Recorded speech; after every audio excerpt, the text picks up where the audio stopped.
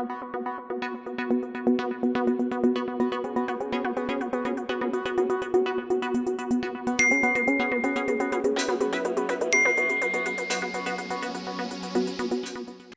welcome to our conversation based on the Netflix documentary called The Social Dilemma. I'm Jonathan. I'm here with my friend Kately. Hello, everyone. Today's episode 2, and the title of today's episode is Snapchat Dysmorphia. Now, what does that mean? But before we get into defining that, Kately, I have a question for you. Hit me with it. Let's talk about middle school. Now, back in your middle school days, it's a loaded question, and for our viewers, ask yourself the same question. Was there ever a moment that social media, Snapchat, having filters on, whatever it may be, had such an effect on how you perceived yourself, on your self-esteem, that it made you want to change how you look, anything like that? Were you in middle school with me? Like, how'd you know? I'm well, okay, so it wasn't necessarily middle school, but high school for sure. Like, I just wanted to stay up to date with the trends. I felt like if I look like what my friends look like maybe I'll feel better about myself. And so I was definitely like, if I saw my friends like using headbands more, or wearing the headbands a specific way, using specific filters, taking pictures a specific way, I was definitely trying to match the same energy and capture it in my photos. So I think that definitely speaks to some level of insecurity developed from what I was seeing in social media. So unfortunately, yes, that was definitely a part of my middle school, high school experience.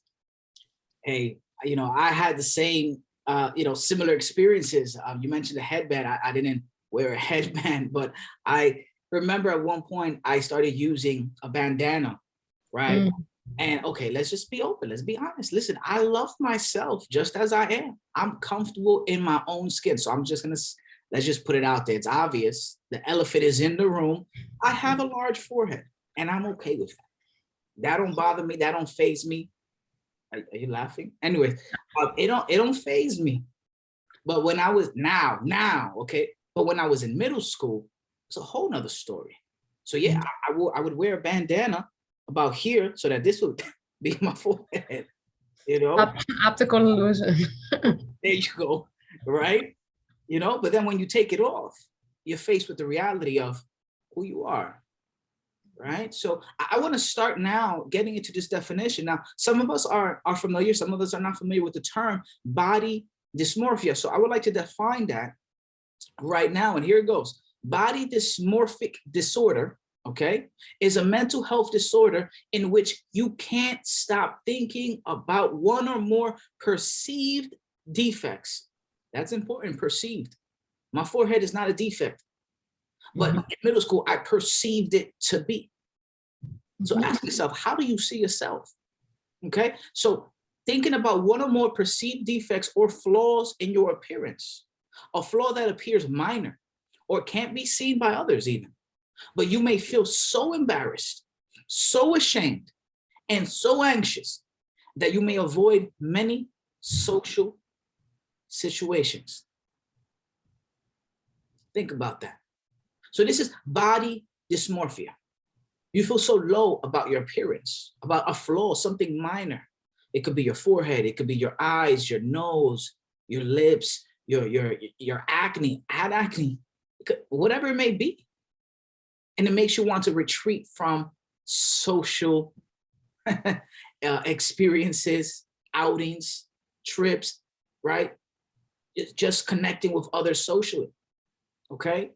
But now Snapchat dysmorphia. And I'm gonna throw it to you in a second, Kately. So Snapchat dysmorphia, coming along the same idea here with body dysmorphia, but now let's talk about Snapchat real quick. Snapchat, excuse me, brought filters to the forefront of social media. So Snapchat dysmorphia, which is an actual term, is now discussing the concept of I need to use a filter because I hate the way I look. I hate my reality. I'm uncomfortable in my natural skin, so I have to wear a filter. Now, there's some cute filters out there. Kaylee, what are some of your favorite filters? I mean, I think now Instagram just has so many options for me. It's funny because like my favorite filters are actually ones that like look like they threw it back to like the 90s. They look like they were taken on film or like camcorders. So they don't necessarily like enhance or change my physical appearance, but they just make it look like more dated. And so those are my favorite filters. But what I think is what it's unfortunate that happened is that with Snapchat started off with like really cute and innocent filters. Like I remember the dog filter with the cute little dog ears, and then you open your mouth and immediately the dog tongue would like drop out. And so it started off really innocent. There were panda ears, so many cute little things. But what happened is that over time, people noticed like, oh, that dog filter actually clears up my skin. Like I'm gonna now just start posting all my pictures with the dog filter because my skin, you can't tell my acne under the dog filter. And so what happened with Snapchat is that now all these different platforms offer the use of filters because they notice that people are inclined to share more, post more pictures because they're comfortable with the different filters that they're offering. And so it's just unfortunate that what I see happening around me is that people develop like they didn't notice until it got too far, like, oh, I don't feel comfortable posting my natural self now. And it's been like 2 years of me just posting with filters. Like now I can't put my natural self up because people are going to be like, who is she? What does she look like? Since when does she look like that? I've just been posting myself with filters. And so I just think it's unfortunate that we aren't realizing it until it gets too far. So having this conversation right now matters because there's a lot of youth out there that like just spending all their free time on social media, and all their free time they're seeing themselves through the lens of these filters. And so our youth is being greatly impacted, and Jonathan has some more information on how that impact looks in our youths right now. I'm going to share some stats in a second, and I have to warn you, they are alarming. Okay, but I like Kaylee, the way you mentioned how it started off innocent and cute and nice, then it turned into an obsession. It's okay if you have pictures with some filters. I got some pictures with filters. That's fine. But if it gets to the point that all your pictures are filters or are taken with filters, you need to ask yourself, do you feel comfortable in your own skin? Do you love yourself? Do you feel comfortable? Now, yeah, sure, you may love yourself. Don't get me wrong. I'm not attacking you. I'm not coming at you. But ask yourself that question. I wanted to say this at the end, but let me just say this now, Kaylee, and for everyone watching us, you're beautiful. Could you take a moment just to repeat that? Could you just say, yo, I'm beautiful. I'm gorgeous. I'm handsome. I'm beautiful. Right? So, I heard someone made a reference to themselves because the nice lighting in their room, and they felt good and comfortable in their skin, and they referred to themselves as a glazed donut. I said to myself, that's it right there. That's what we got to get to, where you feel so comfortable with yourself. You a glazed donut, right? Someone said that, It was not me. It was not me, y'all. I promise. Do you have any color, please? Let me stop. Comment below. But this is where we gotta be, where you love yourself. You could be playful about your flaws because to you, they're no longer flaws. Now, here are the stats that discuss this. We're talking about the rise of social media. So we're talking about 2010 onward, okay? So check this out. I'm gonna start off with hospitalizations, okay? For non-fatal self-harm since 2009 to 2020. The rate of hospital admissions for self-harm for girls aged 15 to 19, high school girls, rose 62%. This next one is even more alarming. Hospitalizations for self-harm among preteen girls aged 10 to 14 from 2009 to 2020 increased by 189%. Now we're talking about suicide rates in girls aged 15 to 19 from 2009 to now to 2020. It rose 70%. Okay. And now we're talking preteen girls from age 10 to 14. From 2009 to now, it rose 151%.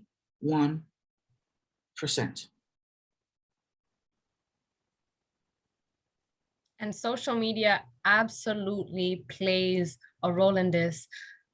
Our relationship with social media, the relationship of our preteens with social media absolutely plays a role on this, because how much time we're spending perceiving ourselves through the lens of others or just comparing ourselves. And so this is an unfortunate reality, but if you're here right now, you're in the right place, because we're having these conversations so that we can be proactive about our reality, so that if you have a younger sibling, you can encourage them, watch The Social Dilemma and try to see from another perspective what you're currently living in. Because the thing is that now social media is normal. The use of social media is like everyone is expected to have social media. So it's normal, but Snapchat dysmorphia should not be normal. Us comparing ourselves should not be normal. Us not being able to take a picture without a filter should not be normal. And so Jonathan has more to share about like how the like button has encouraged us to like compare ourselves or just feel less than. Yeah, you know, the like button, if you listen to literally the creator, okay, the co-creator of the like button, okay, these tech giants, when they created Facebook, the like button had intentions of sharing love and care and, hey, I like your content, and hey, I'm supporting you. Hey, thumbs up, man. I'm here for you. Hey, good job, buddy. You know, but what did it evolve?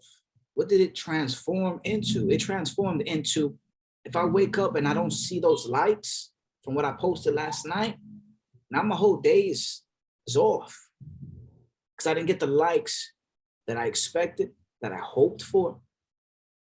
Man, come on, let's be honest here. Think about it. You get your new outfit. It's your birthday. You ready.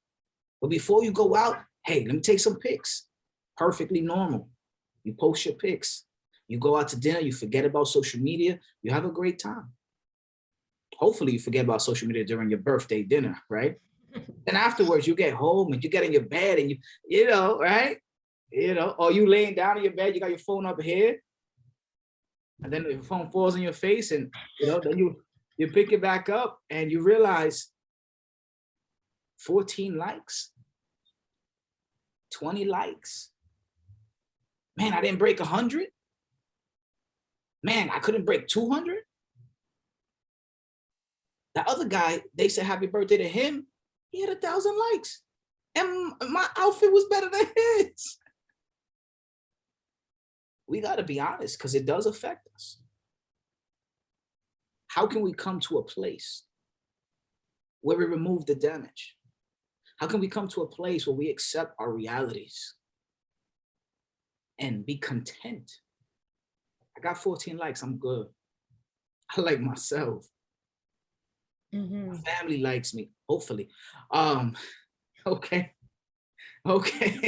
I think we're gonna end this conversation, but hey, we don't want you to just walk away from this conversation. We want to invite you into the conversation. So if anything that we mentioned today moved you, or if you would like to share an experience where, you know, likes, no likes, a little bit of likes affected you, join the conversation, post on social media. Yeah, because hey, we're talking about social media, we're talking about the negative side, but there is also a positive side. There's also a way where we can connect with one another in a positive and healthy way on social media.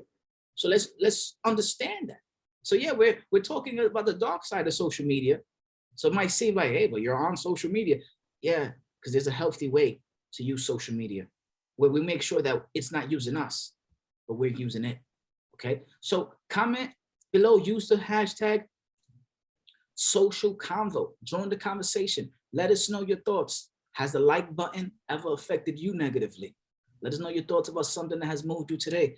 Thank you so much. Please join us for our next conversation, our next episode, episode 3. We can't wait to have you. I'm Jonathan.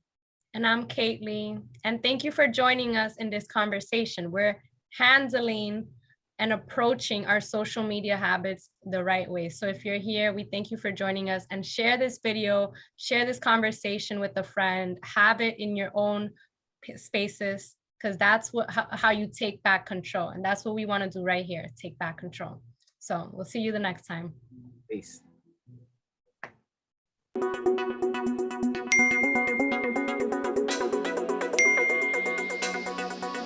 Give me your best blowfish. No way, no way. I gotta practice first. Hold on. Let me see. This is so good. All right. Ooh. 30-something years old, and his profile pics is him biting his lip. Bro, grow up, bro. Grow up, bro. You know, but I'll admit this. Do I, give that extra flex? You see the shit? I'm gonna ask about that next. My arm is sore, but I really need you to look at the muscle. I'm scratching my head, but I'm flexing, Yeah. You can't take a picture and not hold your stomach in, put the chest out, the shoulders back, the flex, Yeah, it happens. It happens,